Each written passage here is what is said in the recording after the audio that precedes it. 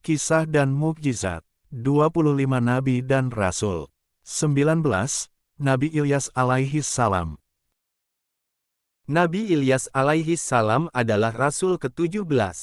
Nabi Ilyas alaihi salam adalah utusan Allah subhanahu wa ta'ala bagi kaum Bani Israel yang gemar menyembah patung bernama Baal.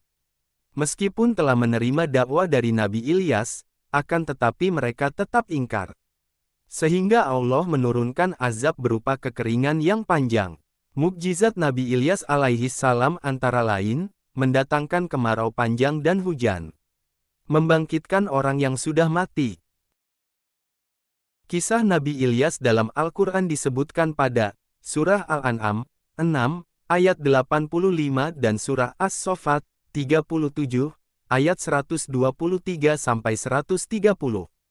Nabi Ilyas alaihi salam adalah anak dari Nabi Harun alaihi salam yang merupakan kakak Nabi Musa alaihi salam. Ilyas ditugaskan oleh Allah untuk meneruskan perjuangan Harun dan Musa dalam menyadarkan kaum Bani Israel yang kembali menyembah berhala setelah Musa dan Harun tiada. Kaum Bani Israel saat itu membuat berhala dari emas yang mereka beri nama Baal dan meletakkannya di atas gunung.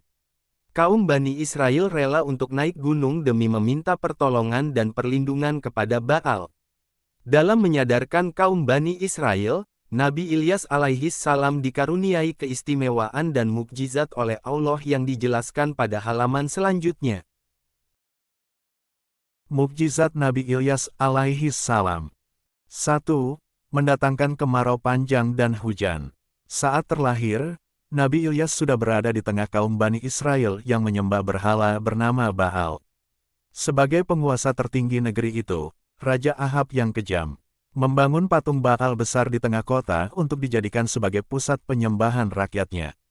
Melihat hal ini, Nabi Ilyas yang sudah mendapatkan wahyu untuk meluruskan jalan kaumnya, segera mendatangi Raja Ahab dan mengatakan bahwa jika Raja Ahab tidak segera bertaubat dengan menghancurkan semua berhala yang ada, maka Allah akan mendatangkan malapetaka berupa musim kemarau selama 3 tahun. Mendengar hal itu, Raja Ahab memerintahkan prajuritnya untuk menangkap Nabi Ilyas. Ternyata benar, tak berapa lama, kemarau panjang pun datang. Kekeringan dan kelaparan melanda di mana-mana. Banyak orang yang mati, juga hewan-hewan ternak. Bahkan, tanaman yang awalnya subur kini kering tak memberikan hasil panen. Mereka kemudian mencari Nabi Ilyas untuk meminta maaf, mohon ampun, dan bertaubat kepada Allah. Mereka meminta Nabi Ilyas untuk memintakan hujan kepada Allah. Dan, benar saja, atas seizin Allah, tak berapa lama setelah Nabi Ilyas berdoa, hujan pun datang di negeri tersebut. Kehidupan kembali ada di negeri ini. Sayangnya, mereka kembali terlena dan menyembah berhala hingga Allah mengirimkan azab yang kedua kalinya. Kisah ini disebutkan dalam Al-Quran, Surah As-Saffat 37, ayat 123-130. 2. Tetap bisa makan dan minum di tengah kemarau panjang. Saat kemarau panjang datang, Allah sudah memerintahkan Nabi Ilyas untuk bersembunyi di sungai Kerkit. Di sungai itu, Nabi Ilyas dapat memperoleh minum. Sedangkan, untuk makanan, Allah sudah mengirimkan seekor burung untuk membawakannya makanan setiap pagi dan sore. Sehingga, meskipun negeri dilanda kekeringan dan kelaparan, Nabi Ilyas tetap terjamin kebutuhan makan dan minumnya. 3. Menyembuhkan penyakit Nabi Ilyasa yang sangat parah. Saat sungai Kerkit juga mengalami kekeringan, Nabi Ilyas yang bersembunyi di dekatnya pun menjadi panik. Belum lagi prajurit yang masih melakukan pengejaran kepadanya. Oleh karena itu, dia pun berlari dan bertemu dengan keluarga yang baik. Salah satu anggota keluarga tersebut, Ilyasa, mengalami sakit yang sangat parah. Karena sudah menolong, Nabi Ilyas berusaha memohonkan kesembuhan atas Ilyasa kepada Allah.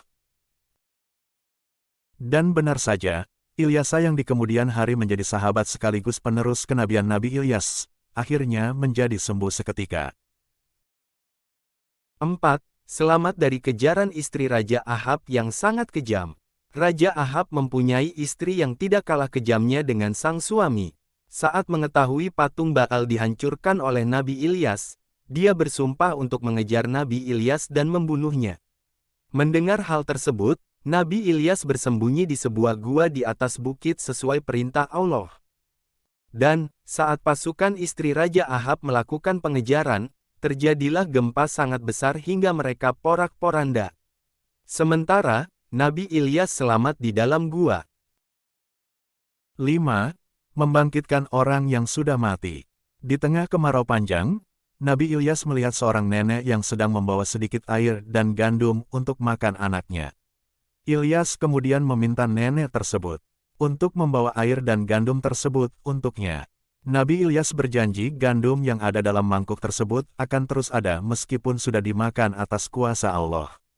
Janji tersebut memang menjadi kenyataan, namun sang anak tiba-tiba meninggal.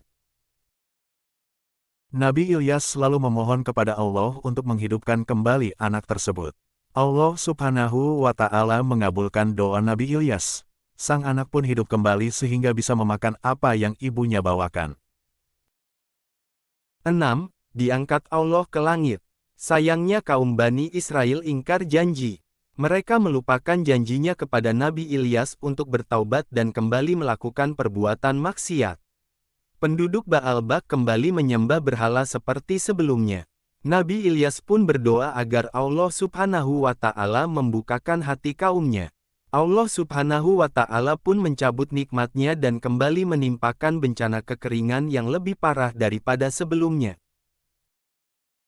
Nabi Ilyas diperintahkan Allah Subhanahu wa Ta'ala untuk meninggalkan negeri tersebut saat itu juga.